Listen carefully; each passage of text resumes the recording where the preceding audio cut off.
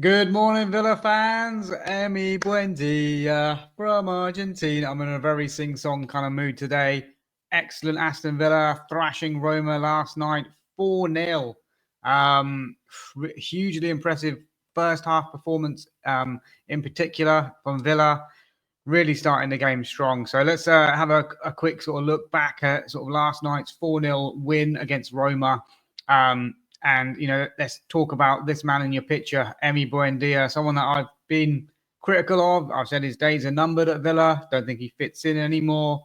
But he really, really shone last night in a really strong first half performance. So Buendia, very well done. Whether that's going to be enough to sort of keep you around or add an extra 5 million to your transfer valuation, let's see what happens towards the window, because obviously we do still need to sell. And maybe this is Buendia right in the shop window, showing exactly what he can do.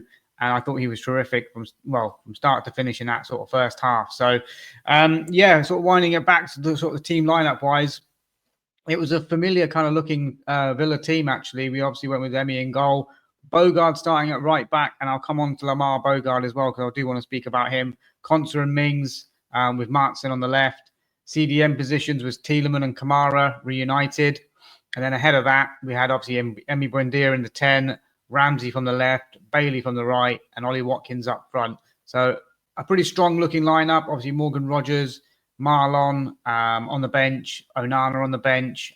So good, strong, healthy options on the bench. And there always was going to be, changes at half time. So, it was always going to be sort of 45 minutes each. And, I think a lot of these players will get 90 minutes each in the Marseille and Villarreal games, because there'll obviously be two separate squads that are traveling. So you're more likely to see, players staying on for all or if not most of the game, basically, in those two friendlies coming up at the weekend, because they're obviously back to back and two separate squads. But yeah, it was Roma, as I mentioned, are a team in kind of transition. New managers come in, Gasparini. Obviously looking to shake things up a little bit and get them playing in the same sort of way that you got Atalanta playing very well and successfully. But yeah, I thought Villa were just physically, and our game plan was absolutely superb. But our physical attributes just outmuscled them. What really stood out to me as well was the way that we kind of played and sort of changed it up in this game, because obviously Roma were looking to do that high press. And I've mentioned this before, that, Emi Martinez or whoever's in goal is going to be able to play a little bit longer, up to sort of halfway into the likes of Watkins or a McGinn type kind of player who can hold the ball up. And that's what was happening. And I was really, really impressed with Martinez's passing, almost chipping it over to Watkins and playing it in that space just in front of Watkins, which doesn't allow the centre-back to get anywhere near the ball. Watkins can then bring it under control and then, play off players, knock it back, knock it sideways, wherever he needs to. And I think we did that so well today. And I really think that's going to be a big part of our play this season. That ball into kind of Watkins or McGinn, whoever's sort of playing there, who's going to be able to hold the ball up on the sort of centre circle area and then play from there. I think, teams are kind of not figured us out, but there's not going to be opportunities to play out from the back every single week and build up through Pau Torres or Konsa or the centre backs and go into the CDMs and then go into, moving through the thirds, basically. So there will be a lot of times that you'll see this ball chipped up from Emi Martinez into Watkins, into that space just in front of Watkins, where then he can basically pin the defender back and then bring in players into play. And I was really impressed with that aspect of the game. And yeah, I thought we started off well. Obviously, I was watching on Villa TV, and there was some gremlins in the systems there at Villa TV, and apparently Leon Bailey had a chance kind of early on, which I don't think anyone has seen, which the keeper saved after a sort of the first minute of the game. And then after that, it was a driving run from, I think it was Kamara, and then I think he plays it into Watkins, and Watkins is sort of hauled down on the edge of the D. And then this man on your picture, Emi Buendia, steps up. I mean, I thought Youri Tielemans was going to sort of take it, to be fair, or maybe even a Leon Bailey that we've seen. Emi Buendia was like, no, this is mine. And he produces a fantastic knuckleball technique free kick, which goes up and over the wall and dips back down again. And obviously, the master of the knuckleball is Cristiano Ronaldo with his technique. And, the way that Emi Buendia hit this, I think Ronaldo would have been, applauding Emi Buendia for that. But what a great knuckleball technique and finish from Emi Buendia. Something that we haven't seen. I can't remember the last time we scored a direct free kick. Luca Digne in Emery's first game comes to mind, but apart from that, I can't really remember a direct free kick that we've scored. But yeah, Buendia was having a good game. Even before that, the ball was played into him in midfield, and he sort of used his body and sort of backed into the defender to kind of roll him near the halfway line, which was good. And then obviously he did a nice little driving run to the byline where he cut the ball back. So his confidence was very much up from this goal. And why wouldn't it be? Why wouldn't it be? And he played a nice little through ball into Ollie Watkins, and I think Watkins was half expecting the centre back to intercept it, but it kind of went through the centre back. And if Watkins kept running, he might have gotten to the end of that one as well. So, Buendia was playing in the 10 and really, really, staking a claim and sort of making his feelings and his intent known as well. So I thought he was really, really good. So, 1-0 Villa at that point. And then soon after we make it 2. And what a delicious reverse pass from Youri Tielemans, picking out the run of Jacob Ramsey, not even looking up. I think he obviously must have seen him make the run from the corner of his eye. Ramsey makes that typical run from the inside left-hand channel. Tielemans picks him out absolutely superbly. He's bearing down on goal. I've been critical of Jacob Ramsey's one-on-one finishing, but this time puts it low and hard past the goalkeeper, and it's 2-0 Villa after like 16, 17 minutes. And at this point, confidence is flowing. The scoreline is looking healthy. And then we've had chance again. With the Watkins goal was obviously probably the next one. And I think it came from a corner, Ramsey and Buendia linking up. Buendia taking it on the right, faking, and then pulling it back onto his left foot, and then producing a lovely sort of lofted kind of cross. And then Ollie Watkins with another header. This is 3 headers in a row now. In off the post as well, I think it was.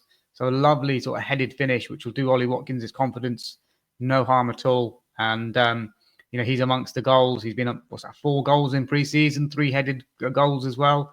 So he's very much going into the season now, confidence high. Last season, he didn't really have that pre-season. Obviously, he had the England Euros, the semi-finals, scoring that goal against was it Holland? So he came into the season, really kind of tired. But this time, you can see he's had a break.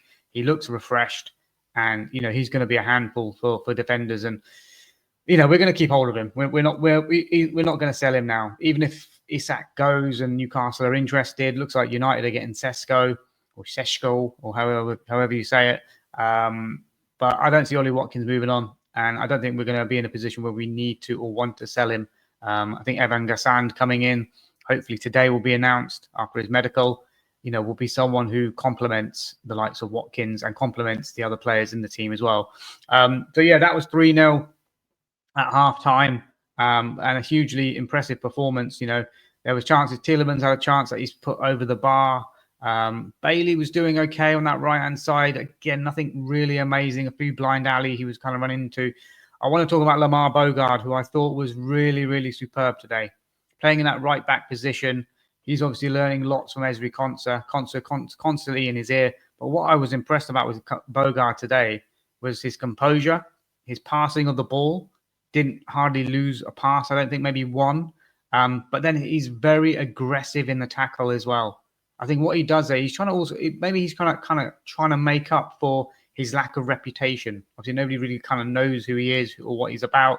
And I feel as though sometimes he's putting in double the effort in his tackling. And he really goes in quite aggressive to win the ball.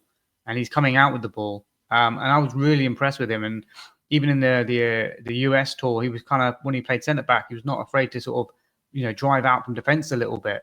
And we saw talking about driving out defence, we saw Ezri Konsa go on a 60-yard run and almost get a shot off, but went out for the corner as well. But Lamar Bogarde, he's really coming on.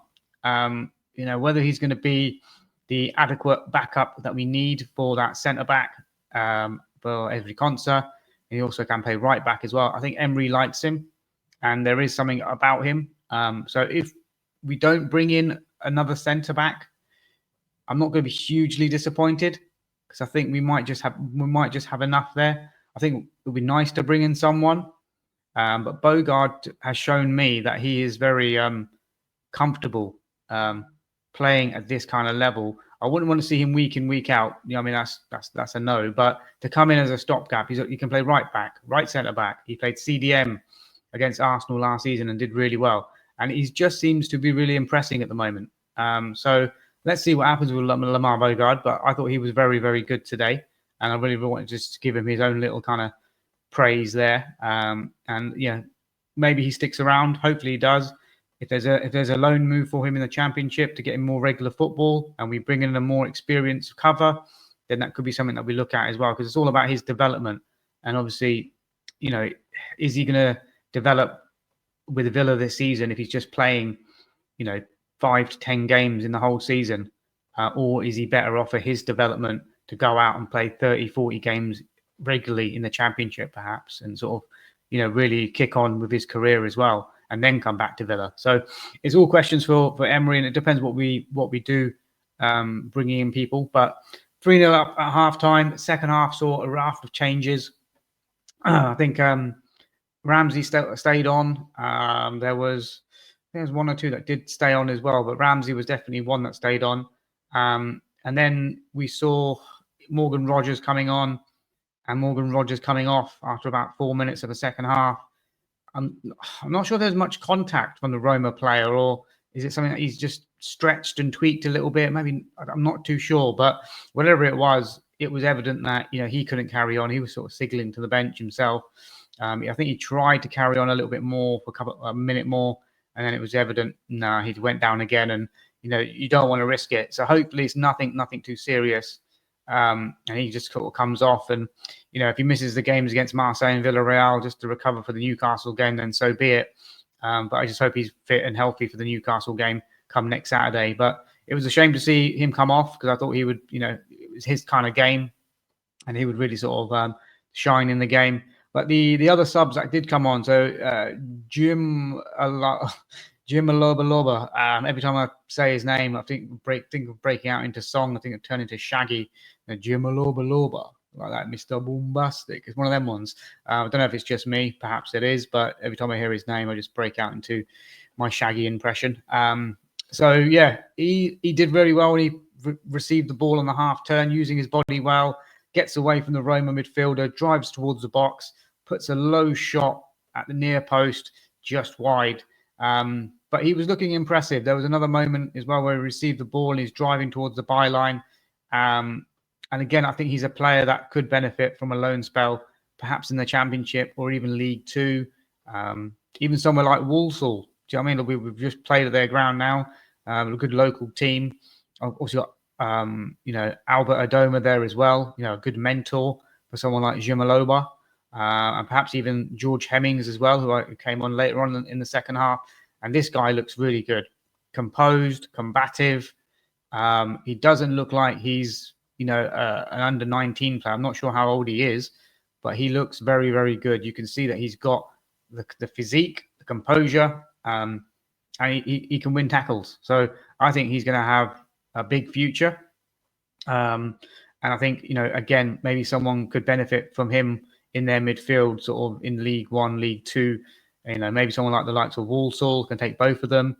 Maybe my hometown team, Reading, we should be looking at some players like this, because I think they would both benefit from sort of loan spells, and they need some regular football into their legs now. But second half was obviously, the pace of the game kind of changed. It was a massive kind of drop off compared to the first half.